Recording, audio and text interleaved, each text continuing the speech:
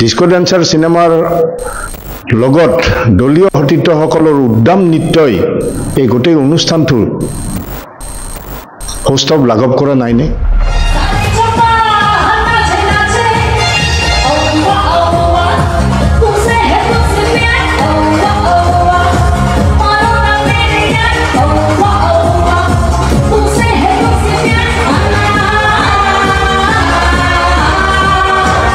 তাত আমি অত্যন্ত দুখ পাইছোঁ, লাজ পাইছোঁ আৰু আমি এনেকুৱা অনুষ্ঠান ভৱিষ্যতে নাপাতিবলৈ আমি সকলোকে অনুৰোধ জনাইছোঁ।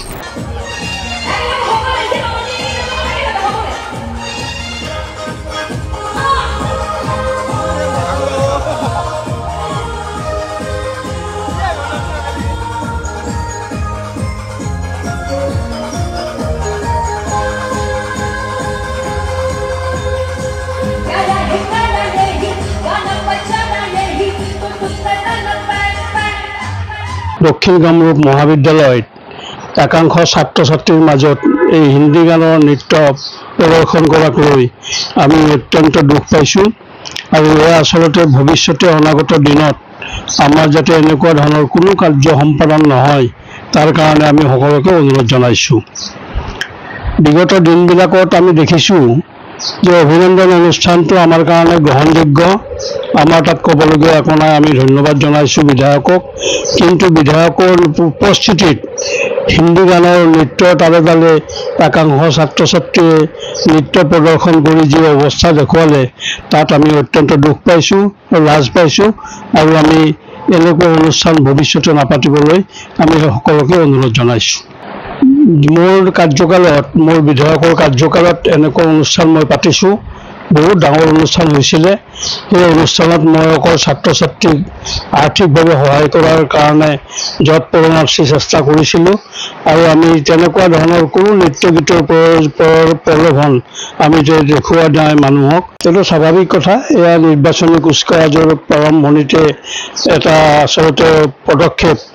এই নৃত্য গীতৰ মাজেদিয়ে মানুহক, জনসাধাৰণক আকৰ্ষণ কৰাৰ কাৰণে এক আপ্ৰাণ চেষ্টা চলোৱা বুলি আমি অনুমান কৰিছোঁ।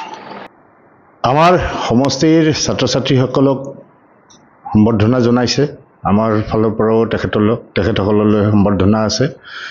জনপ্ৰতিনিধি হিচাপে বিধায়ক ডাঙৰীয়া সম্বৰ্ধনা জনাইছে, ভাল কথা হৈছে, এইটো বেয়া কথা হোৱা নাই। কেৱল অনুষ্ঠানটো সম্পৰ্কতহে আমাৰ প্ৰতিক্ৰিয়াটো প্ৰকাশ কৰিছোঁ। সম্বৰ্ধনা জনোৱা পৰ্বটো ভাল হৈছে, তেখেতসকলক উদগনি যোগোৱা হৈছে। অনুষ্ঠানটোৰ সৈতে ৰজিতা খুৱাই এটা সংগীতৰো অনুষ্ঠান এটা তেখেতে উদযাপন কৰিছে, সেইটোও বেয়া কথা হোৱা বুলি মই ক'ব খোজা নাই। আমি অসমীয়া সমাজ, অসমীয়া সংস্কৃতি জগত ইমান দুখীয়া নহয় যে আমাৰ কৃষ্টি সংস্কৃতিৰ অভাৱ হৈছে। কেইবাগৰাকীও শিল্পীয়ে তাত, নাম জ্বলা শিল্পীয়ে তাত সংগীত পৰিৱেশন কৰিছে, ভাল কথা। কিন্তু ডিস্কো ডেন্সাৰ চিনেমাৰ হিন্দী গানেৰে অনুষ্ঠানটোৰ সৌষ্ঠৱ লাঘৱ হোৱা নাইনে? আমাৰ ব্যক্তিগত অনুভৱ, ডিস্কো ডেন্সাৰ চিনেমাৰ লগত দলীয় সতীৰ্থসকলৰ উদ্দাম নৃত্যই এই গোটেই অনুষ্ঠানটোৰ সৌষ্ঠৱ লাঘৱ কৰা নাইনে?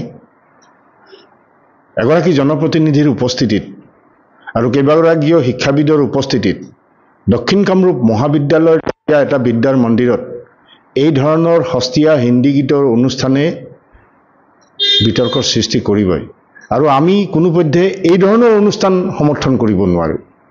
বাকীবিলাক ঠিক আছে, ছাত্ৰ ছাত্ৰীক উদগনি জনাইছে, ভাল কথা। কেৱল তেওঁ নিজৰ ফটোখন অকণমান ডাঙৰ হৈছে, বহুত ছাত্ৰ ছাত্ৰী আমাকো ফোন কৰি কৈছে, দাদা আমাৰ ফটোখন দিয়া হ'লে ভাল পালোহেঁতেন। তেখেতৰে দেখোন এডভাৰটাইজ কৰাৰ লেখীয়া হৈছে, তেখেতৰে ফটোখন ডাঙৰকৈ দিছে, সেইটো আমাক কৈছে। তেখেতে বাৰু যি মন কৰিছে আৰু সেইটোত বেয়া কথা নাই, কিন্তু তেখেতে এইটো ভাল কাম কৰা নাই।